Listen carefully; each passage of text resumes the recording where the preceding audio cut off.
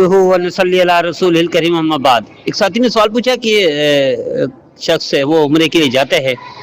وہاں دکان پر بال کاٹنے کا کام بھی کرتا ہے اور عمرہ بھی کرتا ہے، یا اسی طرح حج پہ بھی جائے تو بال کاٹنے کا کام بھی کرے، دکانوں پر کاریگر کے طور پر وہ کرے۔ دیکھیں یہ جائز تو ہے، حج کے دوران بال کاٹنے کا یعنی کوئی بھی کام وہاں پیشہ اختیار کرتا ہے جائز ہے، حج کے دوران ہو یا عمرے کے دوران، لیکن اسی نیت سے جانا یہ اچھا نہیں ہے۔ نیت نیک ہونی چاہیے، یعنی یا تو حج کے لیے جائے یا عمرے کے لیے جائے، البتہ خرچہ پورا کرنا ہو، وہاں کمانا نہ،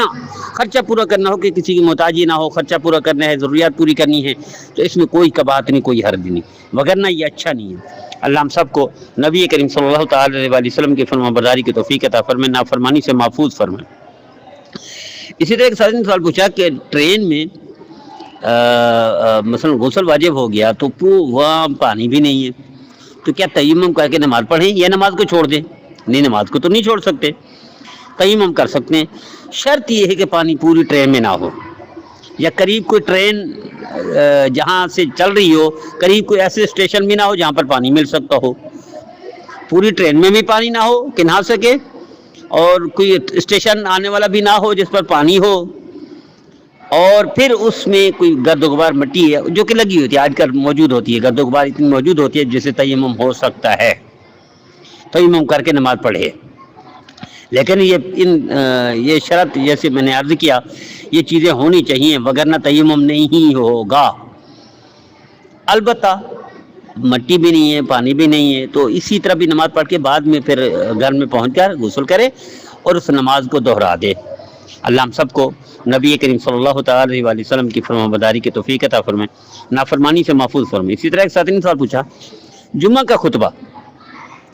خطبہ نہیں آتا تو کیا خطبے کا نماز ہو جاتی ہے؟ دیکھیں پیارے، لوگوں نے معروف خطبے کو خطبہ سمجھ لیا ہے، جو ہر جمعہ میں خطیب پڑھتے ہیں وہ ضروری نہیں ہے۔ اور بھائی آپ الحمدللہ پڑھ دیں خطبہ ہو گیا، دوسری دفعہ الحمدللہ پڑھ دیں خطبہ ہو گیا آپ کا، دو خطبے ہو گئے، صرف الحمدللہ رب العالمین الرحمن الرحیم مالک یوم الدین ایاک نعبد پوری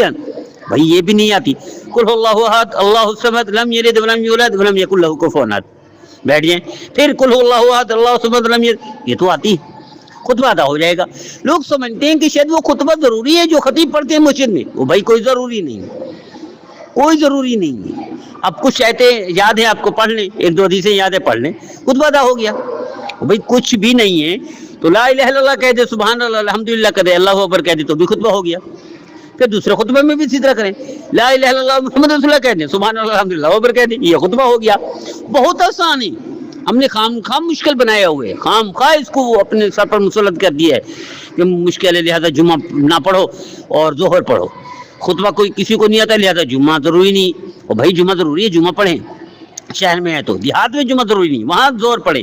شہر میں ضرور جمعہ پڑھیں، اور خطبہ کوئی نہیں ہے خطبے والا تو کوئی ایک ساتھی تو ایسا ہوگا جو کلمہ پڑھ سکتا ہے، التحیات پڑھ سکتا ہے، قل اللہ احد پڑھ سکتا ہے، انا اعطیناک الکوثر پڑھ سکتا ہے، یا فاتحہ پڑھ سکتا ہے، بچے کو بھی یاد ہو جاتی ہے، یہ تو بچے کو بھی یاد ہوتی ہے تو خطبہ ادا ہو جائے گا۔ صرف پوری فاتحہ پڑھ لے پہلا خطبہ، دوسری فاتحہ پڑھ لے پھر دوسرا خطبہ، بس خطبہ ہو گیا آپ کا۔ اللہ ہم سب کو نبی کریم صلی اللہ تعالی علیہ وسلم کی ہر سنت و عمل کی توفیق عطا فرمائے، نافرمانی سے محفوظ فرمائے۔ میں التجا کرتا ہوں، درخواست کرتا ہوں میرے بھائیوں سے، بہنوں سے، خدا را خود بھی سنیں دوسروں کو بھی سنیں، خود بھی عمل کریں دوسروں بھی کریں۔ 24 گھنٹے کے لیے آپ سوال پوچھ سکتے ہیں پرسنل پر،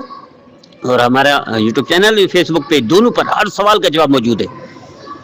اور روزانہ کے سوال بھی ہم ڈالتے ہیں اس میں، اس کا پیج کا نام، یوٹیوب چینل کا نام پیر مفتی اختر حسن لکھیں گے اب تو ہر سوال کا جواب مل جائے گا۔ اللہ ہم سب کو نبی کریم صلی اللہ علیہ وسلم کی فرمانبرداری کی توفیق عطا فرمائے۔